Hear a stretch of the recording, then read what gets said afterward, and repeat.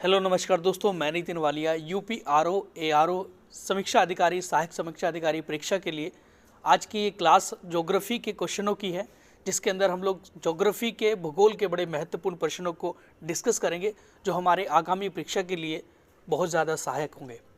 तो आज के जैसे कि सबसे पहले प्रश्न की मैं बात करूँगा, एक सौर कलंक चक्र की प्रक्रिया लगभग कितने वर्षों में पूरी होती है। सौर कलंक जो होता है वो सूर्य के अंदर एक ठंडा वाला भाग होता है, तो उसकी प्रक्रिया कितने वर्षों में पूरी होती है। तो क्या पहला ऑप्शन है 10 वर्षों में, क्या 11 वर्षों में, क्या 12 वर्षों में, क्या 13 वर्षों में। तो इसका सही आंसर होगा ऑप्शन नंबर बी, इसका बिल्कुल राइट है। 11 वर्षों में सौर कलंक चक्र की प्रक्रिया पूरी होती है। अगले प्रश्न की हम लोग बात करेंगे तो वो है कि बुध ग्रह के संबंध में निम्न कथनों में से सत्य कथन नहीं होगा। कौन सा इनमें से सत्य कथन नहीं है। तो ऑप्शन नंबर फर्स्ट है, यह सौरमंडल का सबसे छोटा ग्रह है, ये तो सही है। ऑप्शन नंबर बी है, यह पृथ्वी के सबसे निकटतम ग्रह है, तो ये गलत हो जाएगा। पृथ्वी का निकटतम ग्रह शुक्र ग्रह है और दूसरा मंगल ग्रह है, क्योंकि पृथ्वी शुक्र और मंगल ग्रह के बीच में है। ठीक है, बुध ग्रह के बाद आता है ग्रह शुक्र ग्रह। ठीक है, और इससे पहले सूर्य है, मतलब ये सूर्य के सबसे ज़्यादा नज़दीक है। सी ऑप्शन इसका राइट है, यह सूर्य की परिक्रमा 88 दिनों में पूरी करता है, सही आंसर है। ऑप्शन नंबर डी है, इसका तापांतर सभी ग्रहों में सबसे अधिक होता है, क्योंकि ये सूर्य के सबसे ज़्यादा नज़दीक है। ओके, अगले प्रश्न की हम बात करेंगे तो निम्न कथनों पर विचार कीजिएगा और सही उत्तर का चयन कीजिएगा।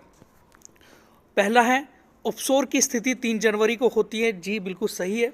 सेकंड ऑप्शन है, इसमें पृथ्वी सूर्य से सबसे ज़्यादा निकटतम स्थिति में होती है, ये भी बिल्कुल सही है।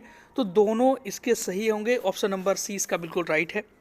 अगले क्वेश्चन को देखें कि निम्न में से कौन सा देश मकर रेखा पर स्थित नहीं है। तो कौन सा ऐसा देश है जो मकर रेखा ट्रॉपिक ऑफ कैप्रिकॉर्न पर स्थित नहीं है। तो देखो भाई, अर्जेंटीना भी है, चिली भी है, ब्राज़ील भी है और सूडान भी। सूडान नहीं होगा। तो सूडान देश जो है, जो साउथ सूडान है और एक नॉर्थ सूडान है, एक देशों में बट गया है सूडान। तो सूडान मकर रेखा पर स्थित नहीं है। ओके, अगले क्वेश्चन को देखें तो निम्न में से कौन सी जल संधि अंतर्राष्ट्रीय तिथि रेखा के समानांतर है। तो कौन सी ऐसी जल संधि है। तो सही आंसर हो जाएगा ऑप्शन नंबर डी, इसका बिल्कुल राइट है, बेरिंग जल संधि है। अलास्का को ये रसिया से अलग करने वाली जल संधि है, बेरिंग जल संधि, और उसी के बीच से होकर अंतर्राष्ट्रीय तिथि रेखा निकलती है, जिसे हम लोग इंटरनेशनल डेट ऑफ लाइन कहते हैं। 180 डिग्री देशांतर रेखा होती है। ओके, अगले क्वेश्चन को देखें जरा कि निचले क्रस्ट और ऊपरी मेंटल के बीच सहसंबंध कहलाती है, क्या कहलाता है सहसंबंध। देखो, अभी जो डेंसिटी होती है पृथ्वी की, क्रस्ट वाले भाग से लेकर और मेंटल वाले भाग में आते हैं, तो ये इसकी जो डेंसिटी निकाली जाती है या उसका घनत्व देखा जाता है, वो मोह असंबंधता से निकाला जाता है, या इसका सही आंसर हो जाएगा मोह संबंधता। अगले प्रश्न को हम लोग देखें, निम्नलिखित कथनों पर विचार कीजिएगा और सही उत्तर का चयन कीजिए। तो ऑप्शन नंबर फर्स्ट है, सूर्य से पृथ्वी की औसतन दूरी लगभग 15 करोड़ किलोमीटर है, सही है। सेकंड ऑप्शन है, सूर्य से आने वाले प्रकाश पृथ्वी की सतह पर लगभग 8 मिनट में पहुंचता है, जी सही है। सी ऑप्शन है या थर्ड ऑप्शन है, चंद्रमा से आने वाले प्रकाश पृथ्वी तक लगभग 2.42% सेकंड में धरती पर आता है, तो ये बिल्कुल गलत हो जाएगा। ये गलत इसलिए हो जाएगा क्योंकि चंद्रमा से जो परावर्तित प्रकाश धरती पर आता है या पृथ्वी पर आता है, तो वो 1.26 सेकंड में आता है। 1.2 सेकंड भी कह सकते हैं, 1.3 सेकंड भी कह सकते हैं। तो यहाँ पर एक और दो बिल्कुल सही आंसर हो जाएंगे, तीसरा इसमें गलत हो जाएगा। अगले प्रश्न को देखेंगे कि भूप्रपट्टी पर सर्वाधिक मात्रा में पाया जाने वाला तत्व कौन सा होता है। तो भूप्रपट्टी हमारी जो क्रस्ट पार्ट होता है पृथ्वी का, उस पर सबसे ज़्यादा मात्रा में पाया जाने वाला तत्व होता है ऑक्सीजन। ठीक है, ओके, अगले प्रश्न को देखें जरा कि जानवरों और वनस्पति और सूक्ष्म जीवों के अवशेष किस प्रकार की चट्टानों में पाए जाते हैं। देखो, जितने भी जानवर या वनस्पति या सूक्ष्म जीव इनके अवशेष हमें प्राप्त होते हैं, तो अवसादी चट्टानों में पाए जाते हैं। अवसादी चट्टान, सेडिमेंट्री रॉक्स, इसके अंदर ही जीवाश्म पाए जाते हैं। अगले प्रश्न को देखें जरा कि निम्न कथनों पर विचार कीजिएगा। ऑप्शन नंबर फर्स्ट है कि 5 डिग्री नॉर्थ से 5 डिग्री साउथ अक्षांश के बीच क्षेत्र भूमध्य रेखीय प्रदेश कहलाता है। जी बिल्कुल सही होगा। सेकंड ऑप्शन है कि यहाँ ग्लोब का सर्वाधिक तापमान होता है। थर्ड ऑप्शन है यहाँ सर्वाधिक वर्षा वाला क्षेत्र होता है। देखो यहाँ पर सर्वाधिक वर्षा वाला क्षेत्र नहीं होता क्योंकि वर्षा जो होती है अलग अलग स्थानों पर अलग अलग होती है, ठीक है। और यहाँ पर ग्लोब में सर्वाधिक तापमान भी नहीं होगा क्योंकि तापमान भी अलग अलग जगह पर कहीं देखने को मिलता है हमें, ठीक है। जैसे हम लोग अफ्रीका वाले क्षेत्र में कह सकते हैं कि जैसे वहाँ पर तापमान ज़्यादा होता है, कहीं मरुस्थलीय वाले क्षेत्र में कह देते हैं कि तापमान वहाँ पर भी ज़्यादा है। तो यहाँ पर पहला ऑप्शन तो बिल्कुल राइट चला जाएगा, ऑप्शन नंबर फर्स्ट इसका बिल्कुल राइट है। अगले प्रश्न को देखेंगे हम लोग। पार्थिव ऊष्मा वायुमंडल से धरातलीय सतह को पुनः वापस करने वाली विकिरण की प्रक्रिया क्या कहलाती है? प्रतिलोम विकिरण, इसे कहेंगे हम लोग प्रतिलोम विकिरण। प्रतिलोम मतलब वो विपरीत हो गई, वापस टकराकर वापस चले गए। ओके, अगले प्रश्न को हम लोग देखें। 12वां प्रश्न है कि निम्नलिखित में से कौन सी सतह अधिकतम एल्बिडो उत्पन्न करती है? एल्बिडो उत्पन्न करने वाली तरंग इसमें से कौन सी है? तो इसका सही आंसर हो जाएगा ऑप्शन नंबर डी, इसका बिल्कुल राइट है, हिम आच्छादित सतह। देखो जहाँ पर बर्फ एक जमी रहती है, हिम आच्छादित क्षेत्र होता है, तो वहाँ पर जब रोशनी पड़ती है तो वो रोशनी ज़्यादा से ज़्यादा रिफ्लेक्ट करती है उस लाइट को या हीट को, तो उसे ही हम लोग एल्बिडो कहते हैं। और वो एल्बिडो जो उत्पन्न करती है सबसे ज़्यादा वो हिम आच्छादित सतह करती है। ओके, अगले प्रश्न को देखें। निम्नलिखित में से किस क्षेत्र की आर्द्रता जो है वो सर्वाधिक है? तो कौन से क्षेत्र की आर्द्रता सबसे ज़्यादा होगी? तो सही आंसर हो जाएगा ऑप्शन नंबर फर्स्ट, इसका राइट है, भूमध्य रेखीय प्रदेश। क्योंकि जिस स्थान का तापमान ज़्यादा होगा उस स्थान पर ज़्यादा वाष्पीकरण भी होगा, और ज़्यादा वाष्पीकरण होगा तो वह पानी जो है वो वायु में जाएगा और आर्द्रता ज़्यादा बन जाएगी। अगले प्रश्न को देखें जरा। 14th क्वेश्चन है कि भूमध्य रेखीय वर्षा पेटी के बारे में निम्नलिखित में से कौन सा कथन सत्य नहीं है? तो कौन सा कथन इनमें से सत्य नहीं होगा? ऑप्शन नंबर फर्स्ट है इसका विस्तार भूमध्य रेखा के दोनों तरफ 10 डिग्री अक्षांश रेखा के बीच में। देखो 5 डिग्री से लेकर 10 डिग्री के बीच में होता है, सही है भूमध्य रेखीय प्रदेश का। बी ऑप्शन है यहाँ केवल संवहनीय वर्षा होती है। और सी ऑप्शन है इसका यहाँ पर वर्षा जो है 175 से 200 सेंटीमीटर तक अंकित की जाती है। ऑप्शन नंबर डी है यह प्रदेश अंतरा उष्ण कटिबंधीय अभिसरण के अंतर्गत आता है। तो इसमें से गलत जो होगा वो होगा ऑप्शन नंबर बी, इसका गलत हो जाएगा। ओके, अगले प्रश्न को देखेंगे जरा। इटली की जलवायु को निम्नलिखित में से किस वर्गीकरण के अंतर्गत रखा गया है? जो इटली है वो भूमध्य सागरीय क्षेत्र में आती है। आपने देखा भी होगा कि जिस समय वर्ल्ड का मैप हम लोग देखते हैं तो जो अफ्रीका है, अफ्रीका महाद्वीप से ऊपर जाएंगे तो भूमध्य सागर आता है, मेडिटेरियन सी आता है। उसी मेडिटेरियन सी में आपको मिलेगा इटली, और फिर वह यूरोप वाला हिस्सा स्टार्ट हो जाता है। तो यहाँ की जो जलवायु होगी वो हो जाएगी भूमध्य सागरीय जलवायु, ऑप्शन नंबर डी इसका बिल्कुल राइट हो जाएगा। ओके, अगला प्रश्न है पूर्वी ऑस्ट्रेलियाई धारा निम्न में से किस महासागर से संबंधित है? तो कौन से महासागर से संबंधित है पूर्वी ऑस्ट्रेलियाई जलधारा या धारा?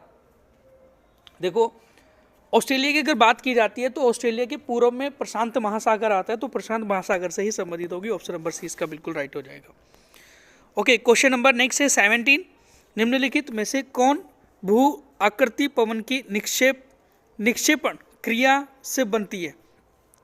तो भू आकृति पवन की निक्षेपण क्रिया से जो बनती है, क्या बालू का बनती है, क्या बजादा बनती है, क्या बरखान बनती है, या डर्मलीन बनती है?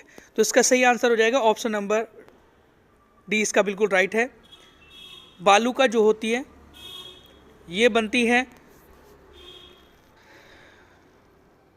भू आकृति पवन की निक्षेपण से। अगले प्रश्न को हम लोग देखें जरा। क्रस्ट स्थलाकृतियों का निर्माण होता है किससे? क्रस्ट स्थलाकृतियों का निर्माण किससे होता है? क्या हिम नद द्वारा होता है, क्या प्रवाह जल के द्वारा होता है, या पवन द्वारा होता है, या भूमिगत जल के द्वारा होता है? तो सही आंसर हो जाएगा ऑप्शन नंबर डी, इसका बिल्कुल राइट है। भूमिगत जल के द्वारा ही क्रस्ट स्थलाकृतियों का निर्माण होता है। ओके, अगले क्वेश्चन की बात करेंगे कि जब नदियाँ अपरदन प्रक्रिया के द्वारा अपने आधार तल को प्राप्त कर लेती हैं तो वे किस मैदान का निर्माण करती है? तो सही आंसर हो जाएगा ऑप्शन नंबर 20 का बिल्कुल राइट है, समप्राय मैदान का निर्माण करती है।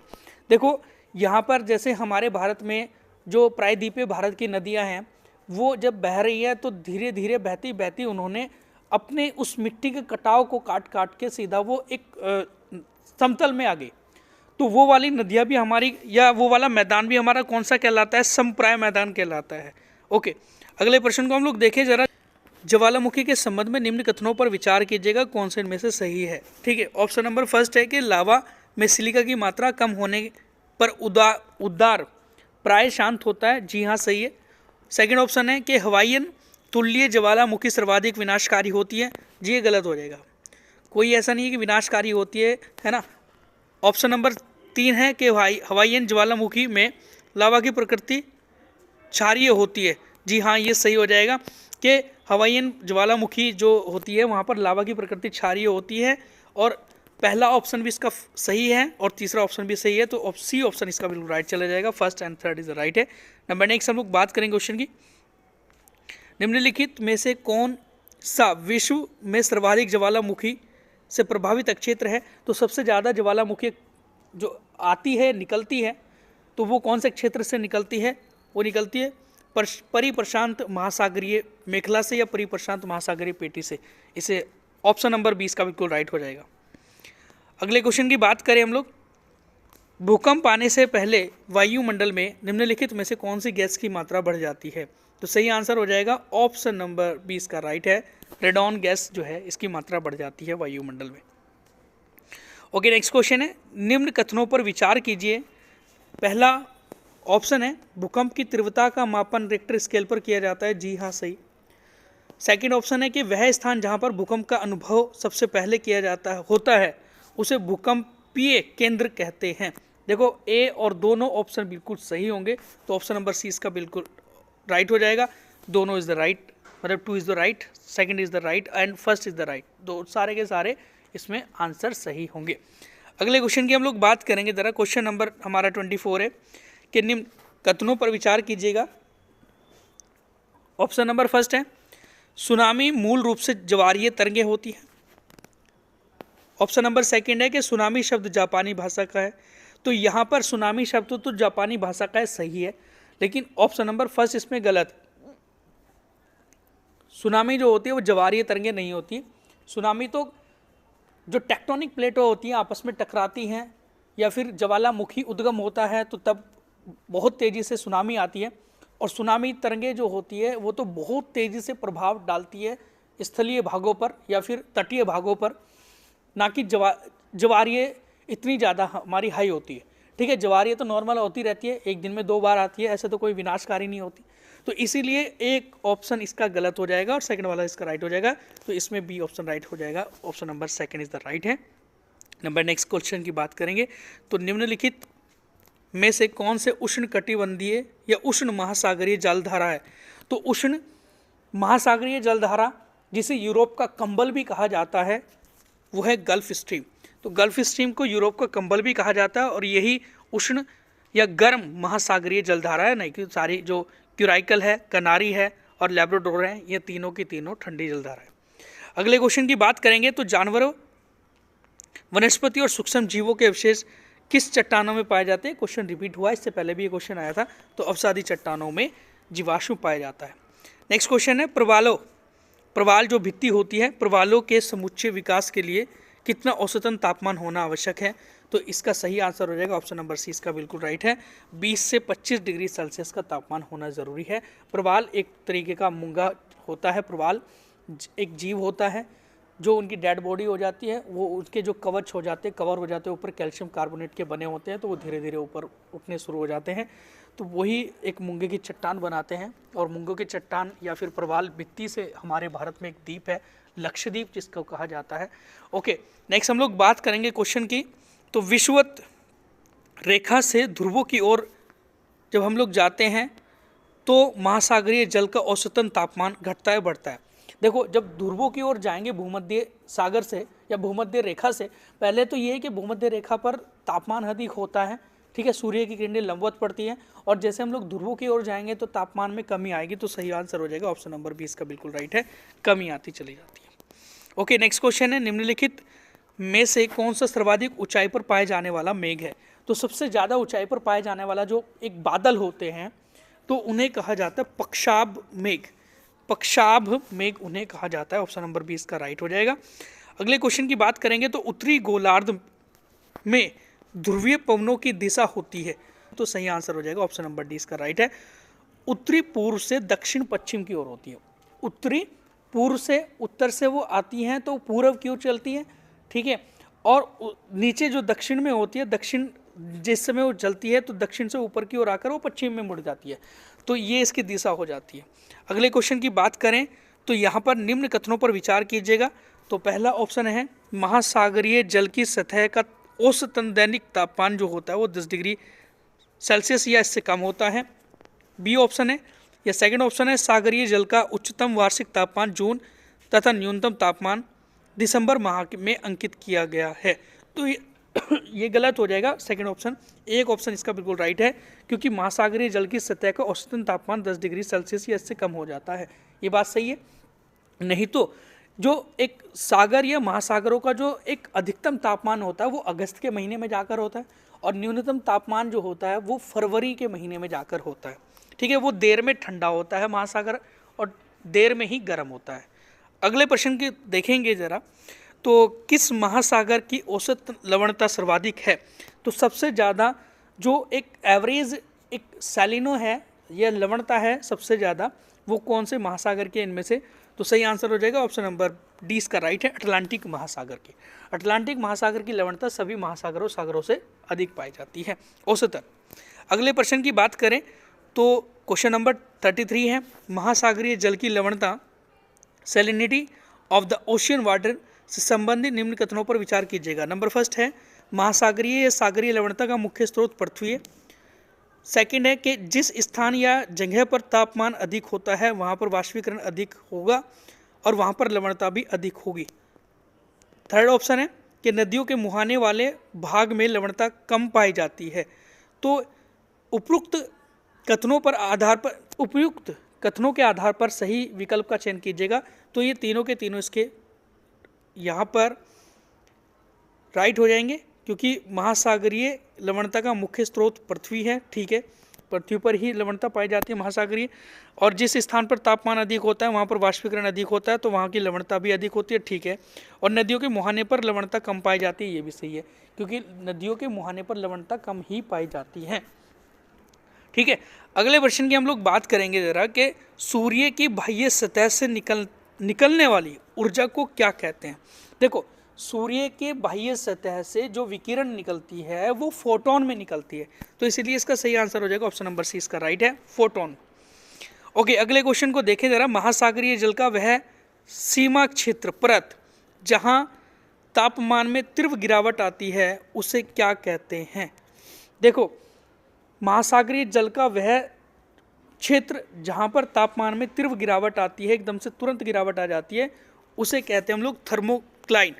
थर्मोक्लाइन कहा जाता है, ठीक है। इसे आप लोग वैसे भी याद रख सकते हैं, थर्मोडिक्लाइन, डिक्लाइन मतलब नीचे गिरना, ठीक है। तो थर्मोक्लाइन जो है वो एक महासागरीय एक जो तापमान होता है उसका तीव्र नीचे गिरना, वही हमारा थर्मोक्लाइन कहलाता है।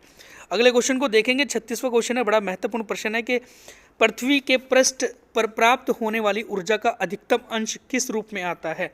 तो पृथ्वी पर या पृथ्वी के पृष्ठ पर प्राप्त होने वाली जो ऊर्जा का अधिकतम अंश होता है या भाग होता है, वो ऑप्शन नंबर 20 का बिल्कुल राइट हो जाएगा, लघु तरंगदैर्घ्य के रूप में प्राप्त होता है। लघु तरंगदैर्घ्य के रूप में प्राप्त होता है। नेक्स्ट क्वेश्चन है, क्वेश्चन नंबर हमारा 38 है, ग्लोब पर वायु दाब की कुल कितनी पेटियां होती है? तो ग्लोब पर वायु दाब की कुल 7 पेटियां होती है, 7 पेटियां होती है ग्लोब पर वायु दाब की। नंबर नेक्स्ट हम लोग बात करेंगे क्वेश्चन की, तो यहाँ पर है कि निम्न में से कौन सा कथन असत्य? 39वें क्वेश्चन में कहा जा रहा है कि कौन सा कथन असत्य। पहला ऑप्शन है कि फेरल ने हवाओं की दिशा संबंधित अपने मत का प्रतिपादन कोरियोलिस बल के आधार पर किया था? जी हाँ वीर, कोरियोलिस बल के आधार पर किया हुआ। ऑप्शन नंबर बी है कि जिस दिशा में हवाएं प्राय वर्ष भर चलती है या बहती है उन्हें स्थायी पवन हम लोग कहते हैं। ऑप्शन नंबर सी है उच्च वायु दाब क्षेत्र में निम्न वायु दाब क्षेत्र की तरह चलती है, मतलब पवनें जो होती है वो उच्च वायु दाब से निम्न वायु दाब की ओर चलती है, ये भी सही है। तो गलत हो जाएगा इसमें डी ऑप्शन, कि फैरल के नियम के अनुसार धरातल पर स्वतंत्र रूप से चलने वाली सभी हवाएं पृथ्वी की गति के कारण उसकी या ऊपरी गोलार्ध में बाईं ओर से दाईं ओर दिशा में मुड़ जाती हैं। ऐसा नहीं होता है, दाईं ओर से बाईं ओर मुड़ती है। ठीक है, अगले क्वेश्चन की हम लोग बात करेंगे। तो किन हवाओं के कारण जटिल भागों की जलवायु पर समकारी प्रभाव पड़ता है? तो किन हवाओं के कारण पड़ता है? किन हवाओं के कारण तटीय भागों की जलवायु पर समकारी प्रभाव पड़ता है? तो सही आंसर हो जाएगा ऑप्शन नंबर फर्स्ट इसका राइट है। स्थलीय समीर जो चलती है या फिर स्थलीय हवाएं जो चलती है, इनके कारण ही होता है। ओके, सुमेलित नहीं है कौन सा इनमें से? एक साइड में पवनें दी गई है, दूसरी साइड में उसका क्षेत्र दिया गया है।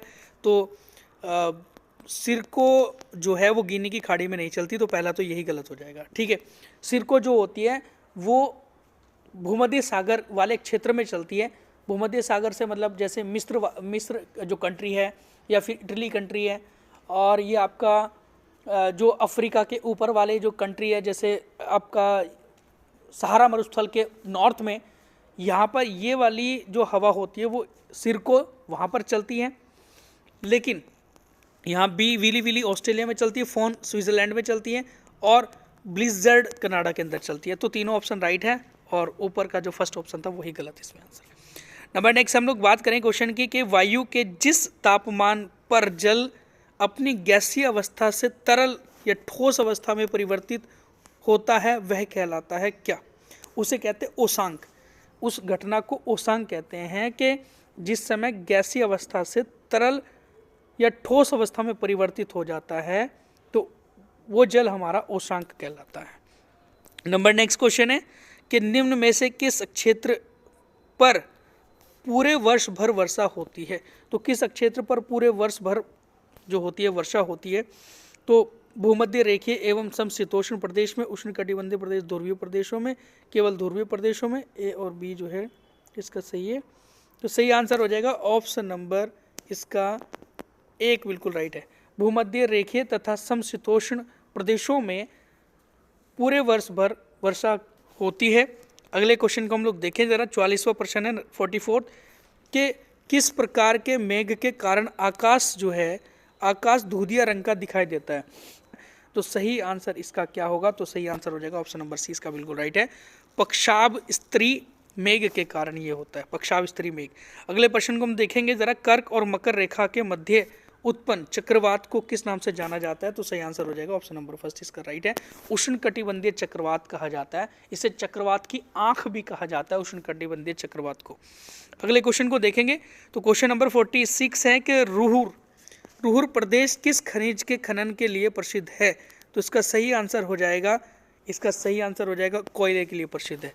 रुहुर जो है वो कोयले खनन के लिए प्रसिद्ध है।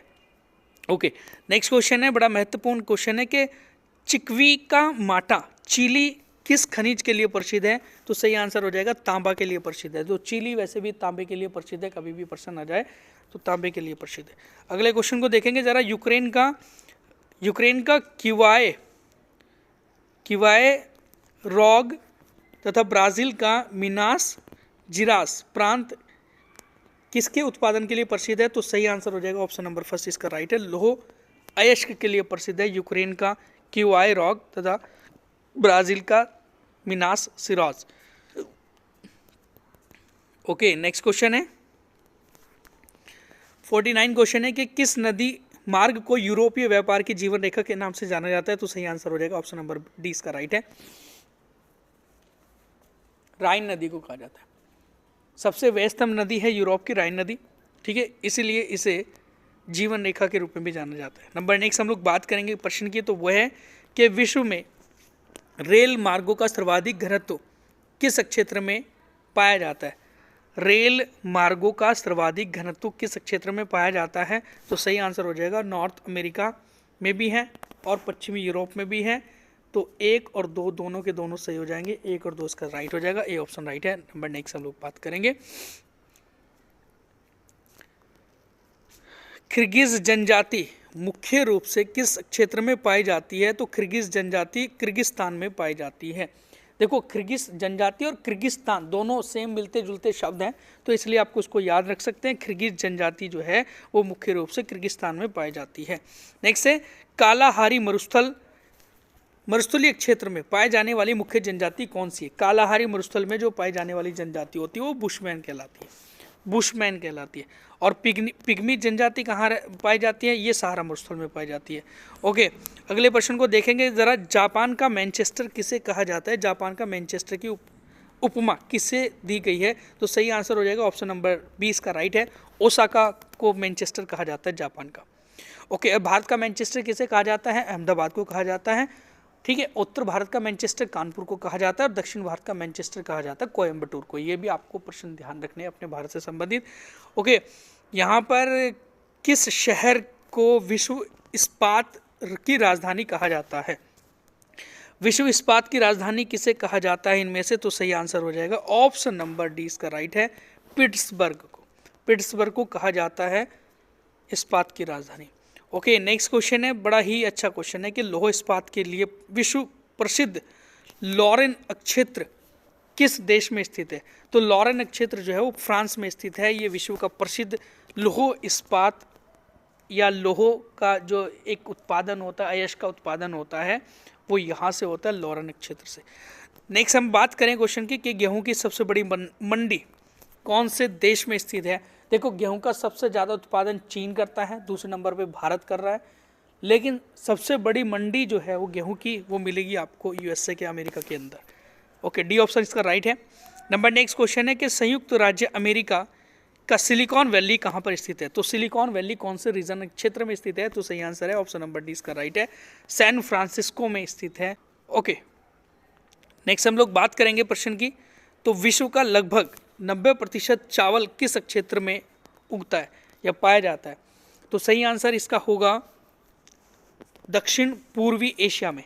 जो एशिया है, एशिया वाला भाग है, उसी में चावल का उत्पादन ज़्यादा होता है। जैसे चाइना है, इंडिया है, इधर बांग्लादेश है और ये फिलीपींस इत्यादि, ये कई सारी ऐसी कंट्री हैं जो चावल का उत्पादन सर्वाधिक करती है। तो दक्षिण पूर्वी एशिया इसका सही आंसर हो जाएगा। ओके, क्वेश्चन है हमारा 59। गेहूं, चावल, मूंगफली तथा गन्ने के वैश्विक उत्पादन में द्वितीय स्थान किसका है? तो सही आंसर हो जाएगा ऑप्शन नंबर ए इसका राइट है, भारत का है। गेहूं में भी, चावल में भी, मूंगफली में भी, गन्ने में भी। ओके, अगले प्रश्न की बात करेंगे तो ये है कि क्वेश्चन नंबर 60। यह मृदा अधिक तापमान पर कम वर्षा वाले क्षेत्रों में होती है, इसमें ह्यूमस की मात्रा कम होती है एवं प्रकृति में ये क्षारीय मृदा कहलाती है। तो कौन सी मृदा है? सही आंसर हो जाएगा ऑप्शन नंबर सी इसका राइट है, मरुस्थलीय मृदा इसको कहा जाता है। ओके, नंबर नेक्स्ट हम लोग बात करें क्वेश्चन की। तो बहुत छोटी जोतों के साथ 2 या 3 फसलें और भली भांति उन्नत पशुपालन किस प्रकार की कृषि में हमें देखने को मिलता है? तो सही आंसर हो जाएगा इसमें गहन कृषि में। गहन कृषि जो होती है उसमें हमें बहुत छोटे जोत मिलते हैं, बहुत छोटी छोटी ज़मीनें होती हैं और उन्नत किस्म के पशुपालन होते हैं, मतलब उसमें पशुपालन ज़्यादा मात्रा में किया जाता है, उसे हम लोग गहन कृषि कहते हैं। ओके, नेक्स्ट क्वेश्चन है कि दक्षिणी अमेरिका महाद्वीप का सर्वोच्च शिखर कौन सा है? तो सही आंसर हो जाएगा ऑप्शन नंबर 20 का राइट है, माउंट एकांकगुआ, जो एंडीज़ की सबसे ऊंची चोटी भी है। और माउंट एकांकगुआ जो है वो पूरे दक्षिण अमेरिका की सबसे ऊंची चोटी भी है। एंडीज़ पर्वत पूरे विश्व की सबसे लंबी पर्वत श्रृंखला है और हिमालय विश्व की सबसे ऊंची पर्वत श्रृंखला में आती है।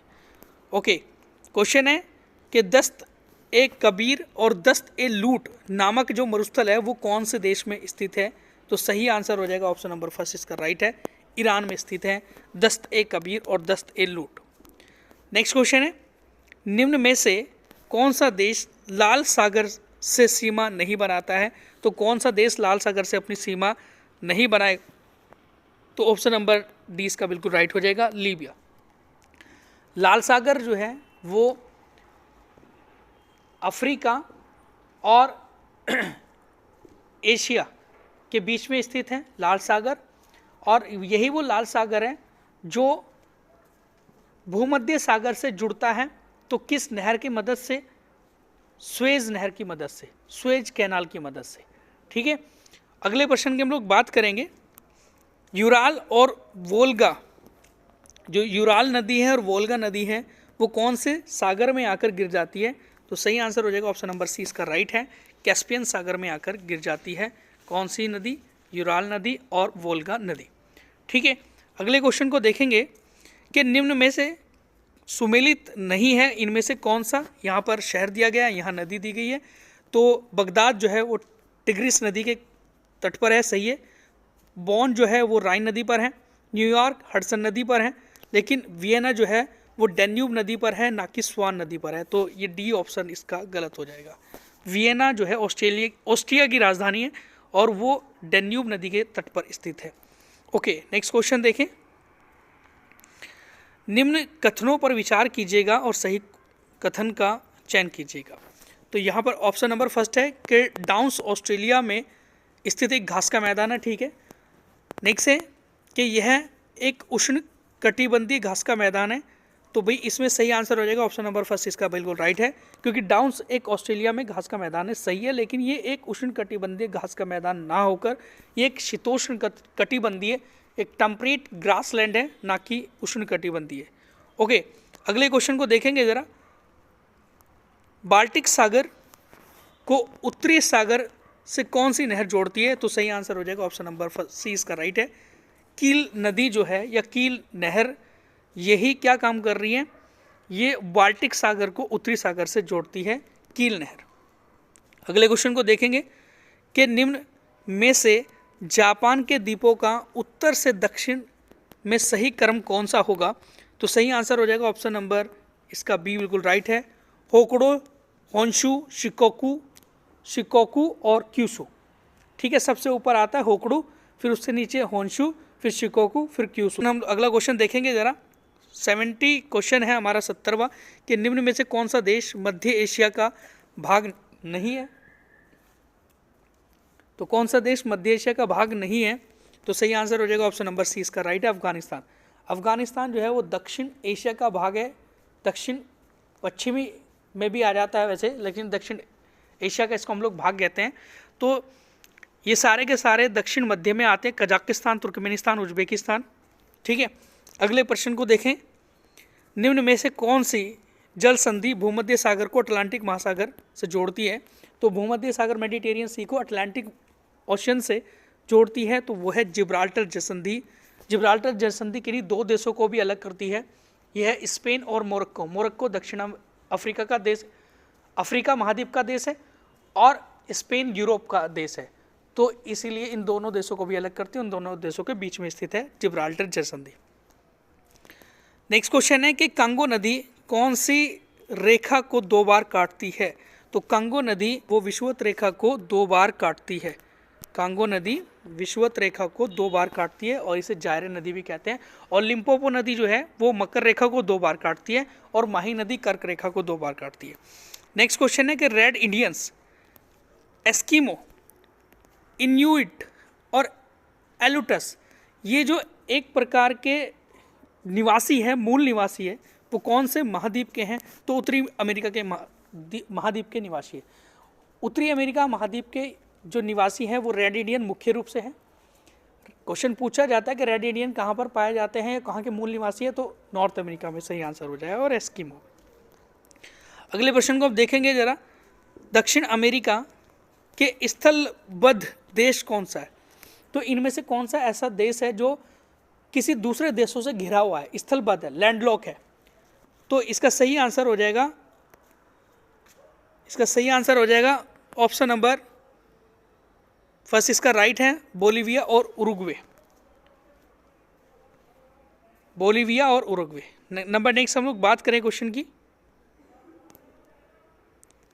किम्बरले का पठार कहाँ पर स्थित है? देखो, किम्बरले का पठार ऑस्ट्रेलिया में स्थित है, सही आंसर हो जाएगा ऑप्शन नंबर फर्स्ट, इसका राइट है। किम्बरले का पठार ऑस्ट्रेलिया में है, लेकिन किम्बरले खान कहाँ पर है? वो अफ्रीका महाद्वीप में है, दक्षिण अफ्रीका देश के अंदर किम्बरले खान है, जो हीरो के लिए प्रसिद्ध है। लेकिन किम्बरले का पठार कहाँ पर है? यह है ऑस्ट्रेलिया में। ओके, नेक्स्ट क्वेश्चन है कि न्यूजीलैंड के उत्तरी द्वीप और दक्षिणी द्वीप को कौन सी संधि अलग करती है? तो सही आंसर हो जाएगा ऑप्शन नंबर सी, इसका बिल्कुल राइट है, कुक संधि। कुक संधि जो है वो उत्तरी द्वीप को और दक्षिण द्वीप के बीच में स्थित है, न्यूजीलैंड की।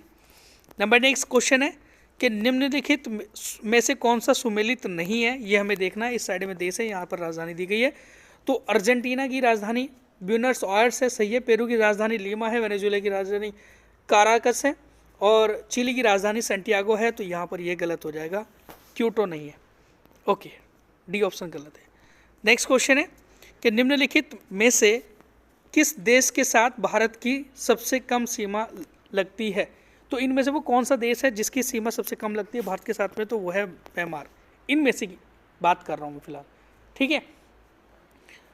क्योंकि यहाँ पर नेपाल की 1751 की है और चीन की जो सीमा लगती है भारत से वो 3488 लगती है, पाकिस्तान की 3323 लगती है, ठीक है। म्यांमार की सबसे कम लग रही है।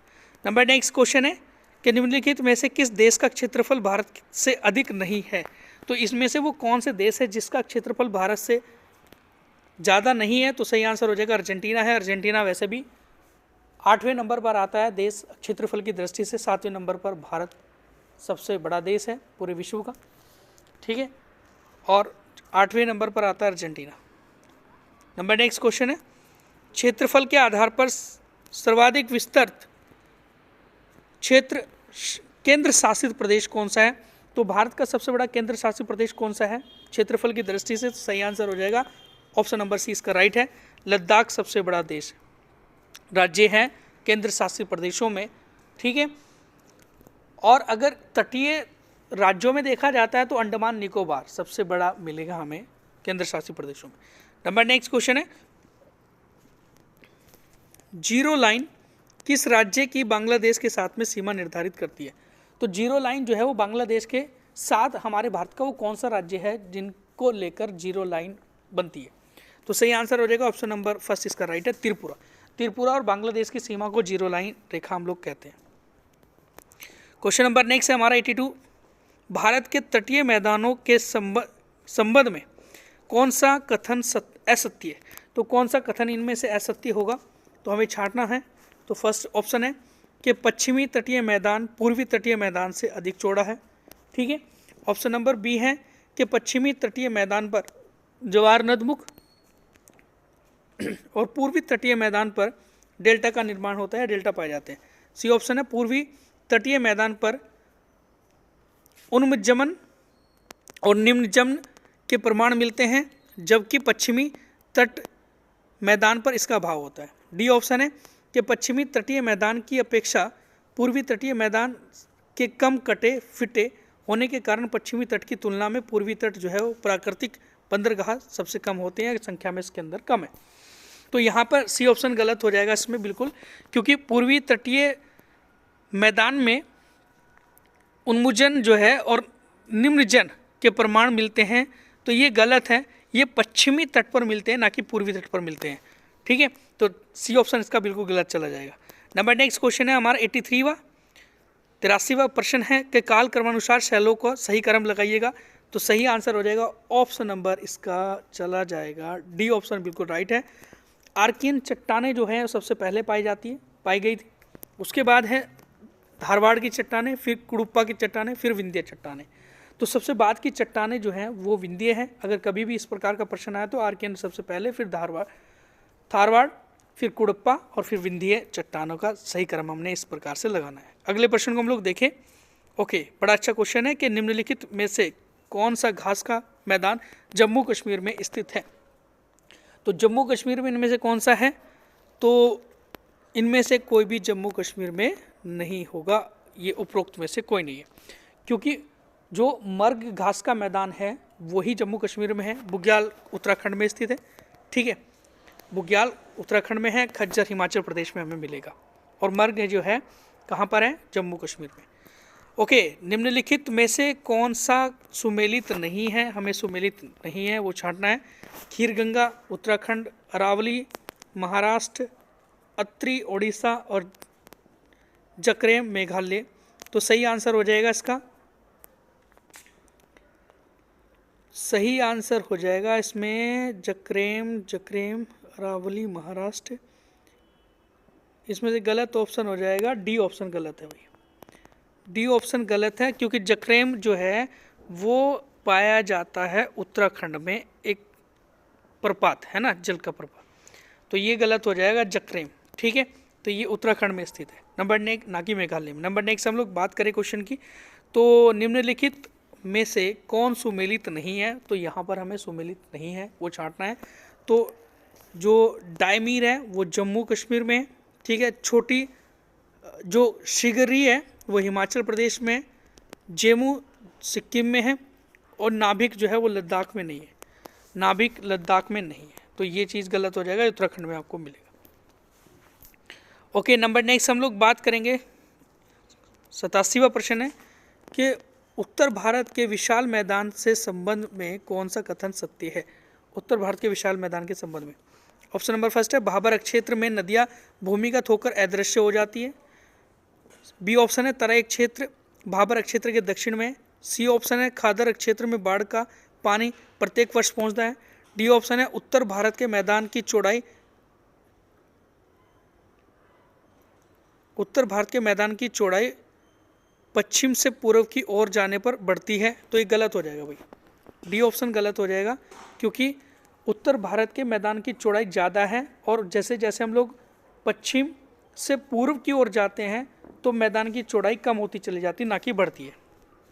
ओके, अगला क्वेश्चन है, सूची फर्स्ट को सूची सेकंड से सुमिलित कीजिएगा और सही सूचियों का मिलान कीजिए इसमें। ठीक है, सूची फर्स्ट ये है, भारत के जलप्रपात दिए गए और इधर अवस्थित दी गई है, तो दूध सागर, ठीक है, दूध सागर कहाँ पर है, इसमें आंसर हो जाएगा हमारा दूध सागर गोवा में। ठीक है,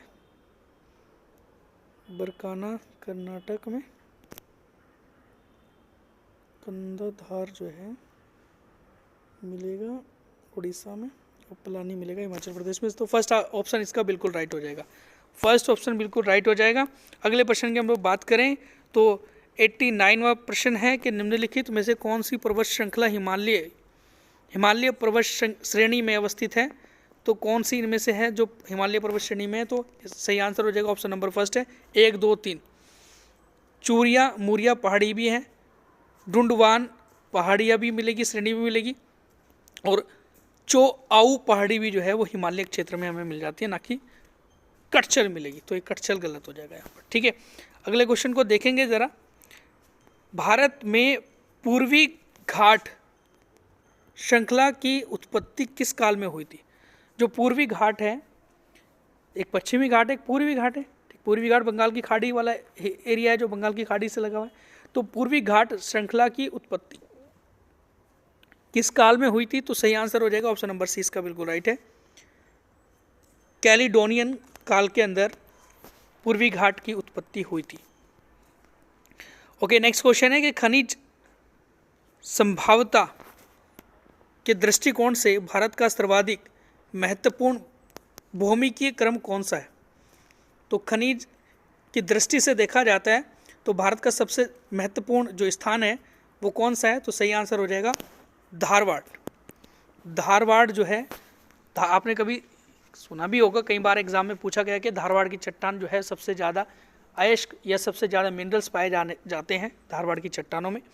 नंबर नेक्स्ट क्वेश्चन है कि मेन बाउंड्री फॉल्ट किन दो पर्वत श्रृंखलाओं के मध्य स्थित है, तो सही आंसर हो जाएगा लघु हिमालय और शिवालिक हिमालय के बीच में स्थित है मेन बाउंड्री फॉल्ट। और मेन सेंट्रल थ्रस्ट किसके बीच में है, वृद्ध हिमालय और लघु हिमालय के बीच में है मेन सेंट्रल थ्रस्ट, और मेन बाउंड्री फॉल्ट किसमें, लघु हिमालय और शिवालिक हिमालय के बीच में। ओके, नेक्स्ट क्वेश्चन है कि निम्नलिखित में से कौन सा पठार छोटा नागपुर का पठार का हिस्सा नहीं है।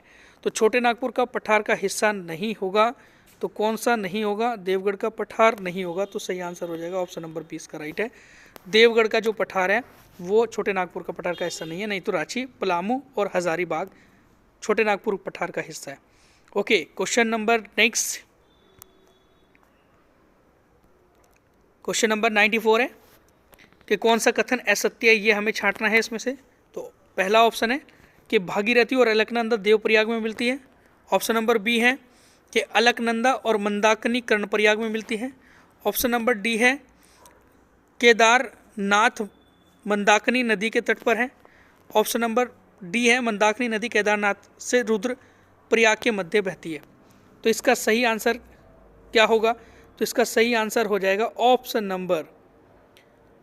नंबर 20 का जो है वो बिल्कुल असत्य होगा, बी ऑप्शन।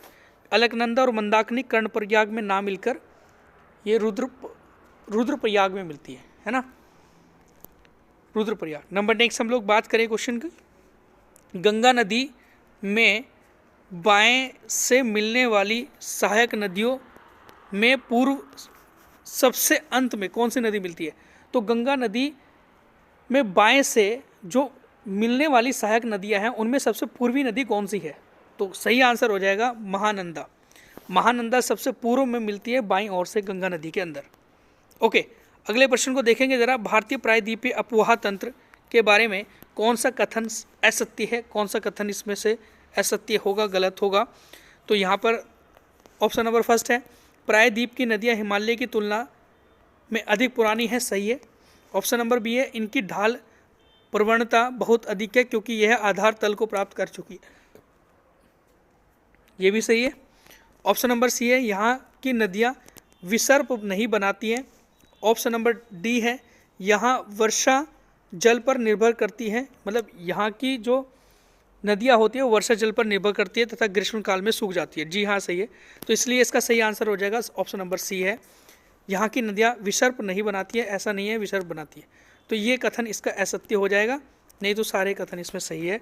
अगले प्रश्न की बात करें तो क्वेश्चन है कि शुष्क मरुस्थलीय कांटेदार वनस्पतीय क्षेत्र में वर्षा की मात्रा जो हो जाती है वो 50 सेंटीमीटर से कम होती है। 50 सेंटीमीटर से कम होगी क्योंकि अगर आपने कभी सुना होगा, एक परिभाषा है मरुस्थल की कि जिस क्षेत्र में 25 सेंटीमीटर से कम वार्षिक वर्षा होती है वो मरुस्थलीय क्षेत्र कहलाता है। तो मरुस्थलीय क्षेत्र में ही कांटेदार वनस्पति पाई जाती हैं और 50 सेंटीमीटर से कम वार्षिक वर्षा वाला इसमें आ जाएगा ऑप्शन नंबर फर्स्ट इसका राइट। नंबर नेक्स्ट क्वेश्चन है कि क्या कारण है कि मुंबई और कोंकण तट के निवासी तापमान की विषमता और ऋतु परिवर्तन का अनुभव नहीं करते हैं? मतलब वहाँ पर गर्मी के दिनों में ज़्यादा गर्मी नहीं होती है और ठंड के दिनों में ज़्यादा ठंड नहीं फील होती है। तो ऐसा क्या कारण है? तो ऑप्शन नंबर है इसका सही आंसर, ऑप्शन नंबर सी इसका बिल्कुल राइट हो जाएगा कि समुद्री समकारी जलवायु के कारण। समुद्री जो समकारी जलवायु है उसके कारण क्या होता है, वहाँ पर गर्मी के दिनों में भी हवा ठंडी चलती है और सर्दी के दिनों में भी हवा नॉर्मल गर्म सी चलती है। ओके, अगले प्रश्न को हम लोग देखेंगे कि भारत के किस जलवायु कटिबंध में स्थित है, मतलब भारत किस जलवायु कटिबंध में स्थित है? तो सही आंसर हो जाएगा शीतोष्ण और उष्ण कटिबंधीय क्षेत्र में। यहाँ पर सी ऑप्शन बिल्कुल राइट है इसका। भारत आधा भारत तो उष्ण कटिबंधीय में है और आधा भारत ऊपर का जो हिस्सा है तो वो शीतोष्ण कटिबंध में आता है। तो इसलिए भारत कौन सी जलवायु कटिबंध में है? तो शीतोष्ण और उष्ण कटिबंधीय में। नेक्स्ट क्वेश्चन हम जो देखेंगे 100वां प्रश्न है, अत्यधिक तीव्र गति से चलने वाली पवन प्रवाह का जेट स्ट्रीम वायुमंडल के कौन से मंडल में पाई जाती है? तो वायुमंडल के कौन से मंडल में पाई जाती है जेट स्ट्रीम, जो एक वायुमंडलीय मतलब एक हवा होती है जो चलती है? तो सही आंसर हो जाएगा ऑप्शन नंबर फर्स्ट इसका राइट है, शॉप मंडल ट्रोपोस्फीयर। नंबर नेक्स्ट क्वेश्चन है कि शीतकाल में सूर्य किस तिथि को मकर रेखा पर लंबवत आता है? मतलब सबसे जो बड़ा दिन होता है दक्षिणी गोलार्ध का या मकर रेखा का, जब सूर्य उस पर लंबवत पड़ता है तो वो कौन सी तारीख को होता है? तो सही आंसर हो जाएगा ऑप्शन नंबर सी इसका राइट है 22, ऑप्शन नंबर डी इसका बिल्कुल राइट है। 22 दिसंबर को सूरज की किरणें मकर रेखा पर लंबवत आती है और इसलिए मकर रेखा का सबसे बड़ा दिन भी 22 दिसंबर को होता है। 21 जून को उत्तरी गोलार्ध का होता है या कर्क रेखा का होता है। नंबर नेक्स्ट क्वेश्चन देखेंगे, उत्तर पश्चिमी भारत में शीत ऋतु में वर्षा किस कारण होती है? देखो, जो उत्तर पश्चिमी भारत है उसमें शीत ऋतु में ठंड के दिनों में जनवरी फरवरी में वर्षा हो जाती है। तो वो किसके कारण होती है? ऑप्शन नंबर फर्स्ट इसका राइट हो जाएगा, पश्चिमी विक्षोभ के कारण। किसके कारण? पश्चिमी विक्षोभ के कारण होती है, जो भूमध्य सागर से पानी उठकर इधर की साइड आता है और अरब सागर से भी पानी उसमें आकर मिल जाता है। नंबर नेक्स्ट हम लोग बात करें प्रश्न की, तो भारत में औसत वार्षिक वर्षा कितनी होती है? तो औसत वार्षिक वर्षा भारत में हो जाती है। ऑप्शन नंबर यहाँ भी सही चला जाएगा, क्योंकि ये थोड़ा सा एक मिलता जुलता है भारत की वार्षिक वर्षा से, 112 सेंटीमीटर से 115 सेंटीमीटर। नहीं तो सही आंसर जो हो जाता है वो 115 सेंटीमीटर से 125 सेंटीमीटर के बीच में होता है। ठीक है, लगभग 118-120 सेंटीमीटर हमारे भारत में औसतन वार्षिक वर्षा होती है। नंबर नेक्स्ट बात करेंगे, कौन सी मिट्टी में सूखने पर गहरी दरारें उत्पन्न हो जाती है। तो कौन सी मिट्टी है ऐसी जिसमें गहरी दरारें उत्पन्न हो जाती है सूखने के बाद? तो काली मिट्टी हो जाएगी। काली मिट्टी ही सबसे ज़्यादा पानी का अवशोषण करने वाली मिट्टी भी है। ओके, अगला क्वेश्चन है कि मृदा के मिट्टी के कौन से स्तर को जल संचयन क्षेत्र भी कहा जाता है? तो सही आंसर हो जाएगा ऑप्शन नंबर सी इसका राइट है। स्तर नंबर बी, देखो 3 स्तर होते हैं इसमें, एक तो 3 स्तर होते हैं। एक तो ओ स्तर होता है, फिर एक ए स्तर होता है और एक बी स्तर होता है। ठीक है, तो जल संचयन क्षेत्र कौन से स्तर में होता है? तो बी ऑप्शन में होता है, या मतलब बी स्तर पर होता है। नंबर नेक्स्ट क्वेश्चन है, निम्न कथनों पर विचार कीजिएगा और सही उत्तर का चयन कीजिएगा। यहाँ पर हमें सत्य कथन छांटना है, कौन से है? पहला ऑप्शन है, हिमालय में ऊंचाई पर जाने पर वनों के प्रकार बदलते हैं। ठीक है, वनों के प्रकार बदलते हैं धीरे धीरे, कि जैसे शिवालिक पर्वत पर अलग थोड़े से वन पाए जाते हैं, ऊपर जाएंगे तो कोणधारी वन हमें दिखने शुरू हो जाएंगे ज़्यादा ऊंचाई पर जाने पर। बी ऑप्शन है, हिमालय पर 1500 मीटर की ऊंचाई पर सदाबहार वन पाए जाते हैं। तो इसका सही आंसर क्या होगा? तो इसका सही आंसर हो जाएगा ऑप्शन नंबर सी, इसका बिल्कुल राइट है। दोनों सही है। सदाबहार वन जो है वो 1500 मीटर की ऊंचाई पर जो शिवालिक वाली रेंज है उसमें हमें देखने को मिलेंगे। ओके, नेक्स्ट क्वेश्चन है, तांबे की प्राप्ति किस कर्म की चट्टानों से होती है? तो इनमें सही आंसर हो जाएगा, तांबे की जो प्राप्ति होती है वो आर्कियन चट्टानों से होती है। आर्कियन चट्टानों से होती है। नंबर नेक्स्ट क्वेश्चन है, आर्कियन चट्टानों के बारे में कौन सा कथन असत्य है? ये प्राचीनतम व मूलभूत चट्टानें हैं। ठीक है, ऑप्शन नंबर सेकेंड है कि इसमें जीवाश्म भी पाए जाते हैं। ऑप्शन नंबर सी है कि इनका निर्माण लावा के ठंडा होने से होता है। ऑप्शन नंबर डी है कि इनका विस्तार तमिलनाडु, कर्नाटक, आंध्र प्रदेश व राजस्थान के दक्षिण पूर्वी भाग में है। तो यहाँ पर इसका सही आंसर हो जाएगा, इसमें से असत्य कथन है तो बी ऑप्शन इसका गलत हो जाएगा।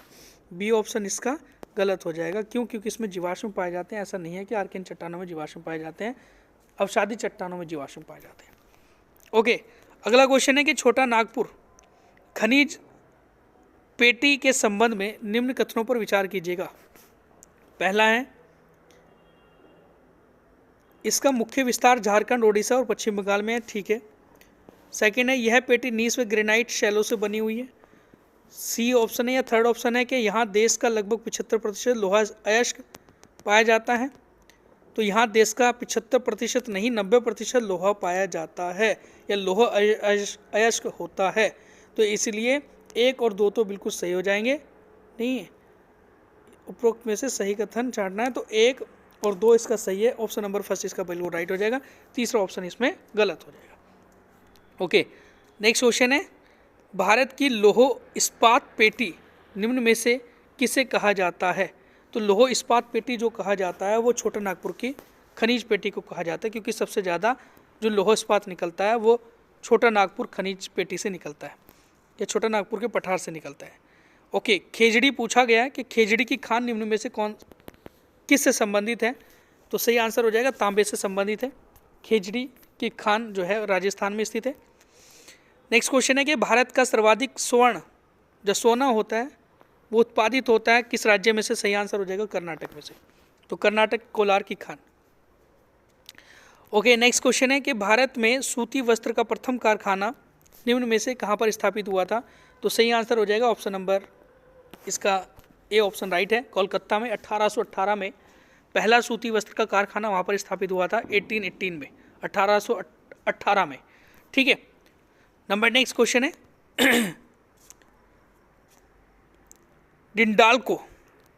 हिंडाल्को जो है, हिंडाल्को की स्थापना किस देश के सहयोग से हुई थी? तो सही आंसर हो जाएगा ऑप्शन नंबर सी इसका राइट है, यूएसए। यूएसए से। तो हिंडाल्को की स्थापना जो भारत में हुई थी वो यूएसए की सहायता से हुई थी या सहयोग से हुई थी। अगला क्वेश्चन है कि विश्व प्रसिद्ध ओंगारा ऊन निम्न में से किससे प्राप्त की जाती है। देखो यहाँ पर ये कन्फ्यूज़न वाले क्वेश्चन है, 2-3 बार ये यूपीआरओ एआरओ में आए हुए हैं ओंगारा।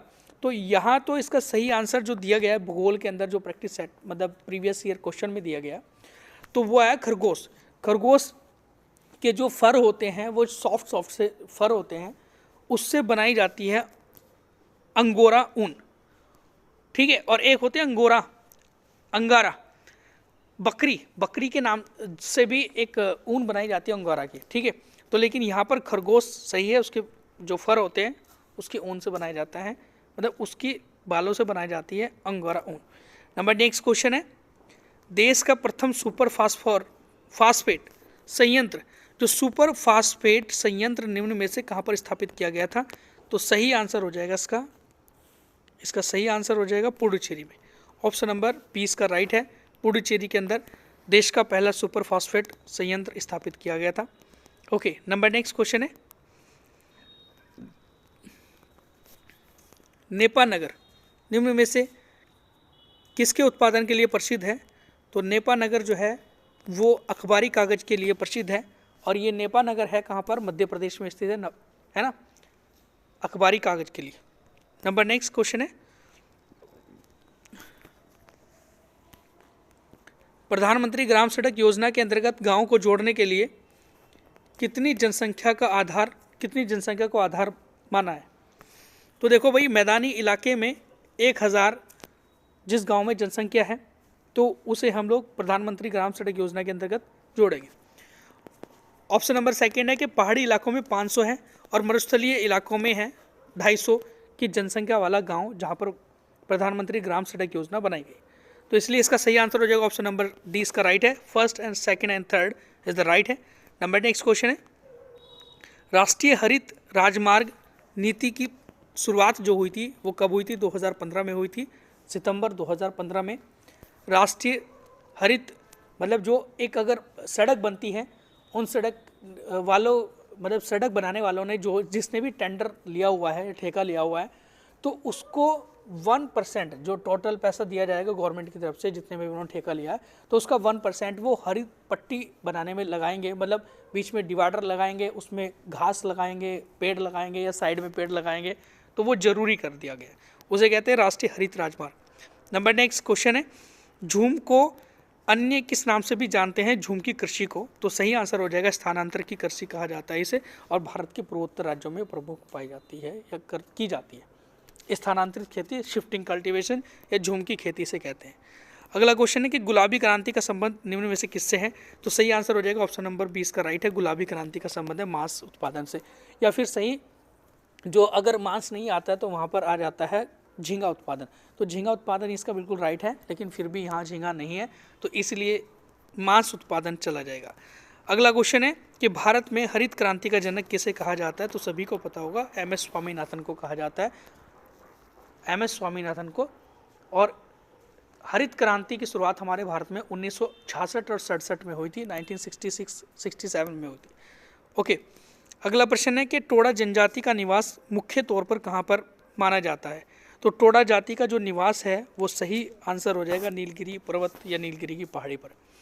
दक्षिण भारत की सबसे प्रमुख जनजाति भी टोडाई जनजाति है। जौनसारी निम्न में से किस राज्य की जनजाति है। तो सही आंसर हो जाएगा उत्तराखंड की जनजाति है जौनसारी जनजाति, प्रमुख उत्तराखंड की।